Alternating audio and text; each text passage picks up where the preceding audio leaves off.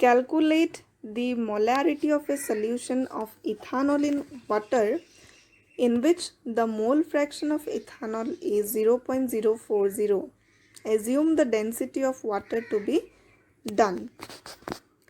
सो हमें कैलकुलेट करने दिया गया है molarity of a solution of ethanol in water. तो हमारा सॉल्यूट है इथानॉल और सॉल्वेंट है water, in which mole fraction of ethanol is 0.040। तो मोल फ्रैक्शन ऑफ इथानॉल दिया गया है। सबसे पहले हमें जो दिया गया है हम उससे स्टार्ट करते हैं। हमें मोल फ्रैक्शन ऑफ इथानॉल दिया गया है। तो मोल फ्रैक्शन का फॉर्मूला होता है number of moles of ethanol, मतलब number of moles of solute by number of moles of solution. तो इथानॉल का जो हमारे पास मोल फ्रैक्शन है वो 0.040 दिया गया है। ये मैंने number of moles of ethanol लिखा है। और number of moles of solution, तो सॉल्यूशन यहाँ पे हमारा सिर्फ इथानॉल इन वाटर है, तो मतलब सॉल्यूट इथानॉल है और सॉल्वेंट वाटर है। तो सॉल्यूशन में सिर्फ वाटर और इथानॉल ही प्रेजेंट है। तो यहाँ पे मैंने लिखा है number of moles of ethanol plus number of moles of water. तो हमें इससे मोल फ्रैक्शन ऑफ इथानॉल मिल जाएगा। मोल फ्रैक्शन ऑफ इथानॉल दिया गया है, तो ये इस फॉर्मूले से निकालते हैं। तो लेकिन हमें यहाँ पे वाटर का नंबर ऑफ मोल्स और इथानॉल का नंबर ऑफ मोल्स नहीं पता। तो हमें अब इन दोनों का जो नंबर ऑफ मोल्स है वो निकालने की कोशिश करना पड़ेगा ताकि हम मोलैरिटी कैलकुलेट कर सकें। तो हमें सॉल्यूशन का वॉल्यूम मालूम होना पड़ेगा उसके लिए। तो सॉल्यूशन का वॉल्यूम मालूम होने के लिए सपोज हम एज्यूम करते हैं कि सॉल्यूशन का वॉल्यूम 1 लीटर्स है। तो मोलैरिटी क्या होता है? Moles per litre. तो हमें मोलैरिटी मतलब सिर्फ मोल्स पर लीटर सोल्यूशन में कितना है वो कंसंट्रेशन जानने की ज़रूरत है। तो वॉल्यूम हम कुछ भी एज्यूम कर सकते हैं। तो सपोज़ हम 1 लीटर्स एज्यूम करते हैं क्योंकि वॉल्यूम हमें लीटर्स में चाहिए। तो since we have the mole fraction of water much greater than that of ethanol, मैंने मोल फ्रैक्शन ऑफ वाटर निकाला है यहाँ पे 1 माइनस 0.040। शायद आप जानते हैं कि अगर हम सॉल्यूशंस में जितने भी कंस्टिट्यूएंट्स हैं उनके मोल फ्रैक्शन को अगर हम ऐड करें तो हमें 1 मिलता है सम। तो यहाँ पे हमारे पास सॉल्यूशन में सिर्फ इथानॉल और वाटर ही हैं, तो उनका मोल फ्रैक्शन जब हम ऐड करेंगे तो हमें टोटल मिलेगा 1। तो मैंने वाटर के मोल फ्रैक्शन को निकालने के लिए 1 minus mole fraction of ethanol निकाल दिया, तो मुझे मोल फ्रैक्शन ऑफ वाटर मिला 0.096। तो अगर हम इथानॉल और वाटर के मोल फ्रैक्शन को कंपेयर करें तो हम देखते हैं कि जो वाटर का मोल फ्रैक्शन है वो इथानॉल के मोल फ्रैक्शन से काफ़ी ज़्यादा है। इसका मतलब जो कंसंट्रेशन ऑफ वाटर है सॉल्यूशन में वो काफ़ी ज़्यादा है और उसके कंपैरिजन में इथानॉल का जो कंसंट्रेशन है वो काफ़ी कम है। तो since we have the mole fraction of water much greater than that of ethanol, we can neglect the concentration of ethanol in solution.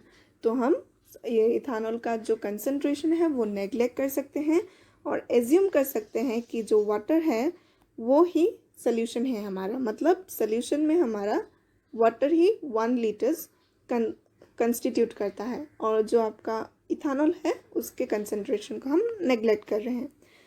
तो अगर वाटर का वॉल्यूम 1 लीटर है तो number of moles of water हम निकाल सकते हैं। Given mass पे मोलर मास होता है, तो 1 लीटर, सो उसका मास हो गया 1000 ग्राम एंड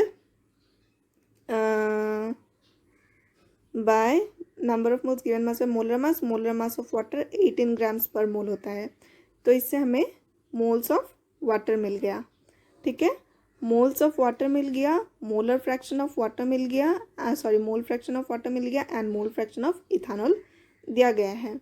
अब मोलैरिटी निकालने के लिए और क्या क्या चाहिए चलिए देखते हैं।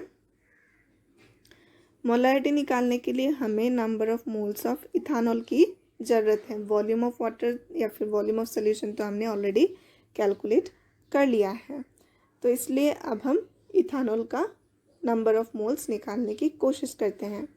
सो इथानॉल का मोल फ्रैक्शन दिया गया है number of moles of ethanol bye number of moles of ethanol plus number of moles of water हमने कैलकुलेट कर लिया।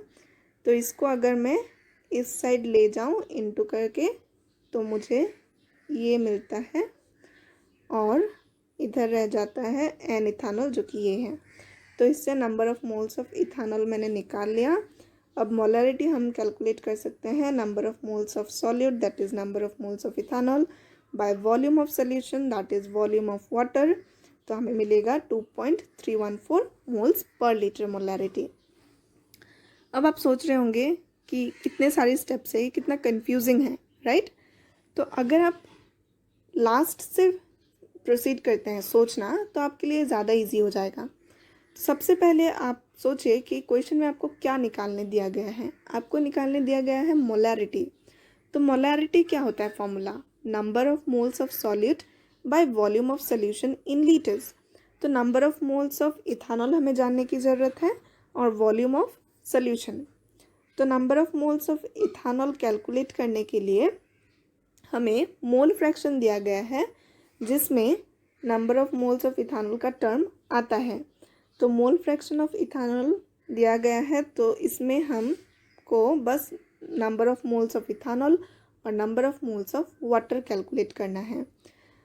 तो हम number of moles of water कैसे कैलकुलेट करें वो सोचेंगे। तो number of moles of water calculate करने के लिए आप मोल फ्रैक्शन जब आप निकालते हैं मोल फ्रैक्शन जब आप निकालते हैं वाटर का तो आप देखते हैं कि वाटर का जो मोल फ्रैक्शन है वो इथानॉल से काफ़ी ज़्यादा है। इसलिए हम इथानॉल के मोल कंसंट्रेशन को नेग्लेक्ट करने की कोशिश करेंगे ताकि हम number of moles of water calculate कर सकें। और number of moles of water अगर हम कैलकुलेट कर लेंगे तो हम number of moles of ethanol easily निकाल पाएंगे, क्योंकि हमारा यहाँ पे एक टर्म दिया गया है, दूसरा टर्म मिल जाएगा तो तीसरा टर्म हम इजीली कैलकुलेट कर लेंगे और उससे हम मोलैरिटी के लिए number of moles of ethanol भी मिल जाएगा और हमारा मोलैरिटी भी निकल जाएगा। तो इसीलिए आप पीछे से अगर सोचें तो आपको ज़्यादा इजी होगा, ठीक है? स्टेप बाय स्टेप सोचने की कोशिश करें। अब हम दूसरा क्वेश्चन देखेंगे।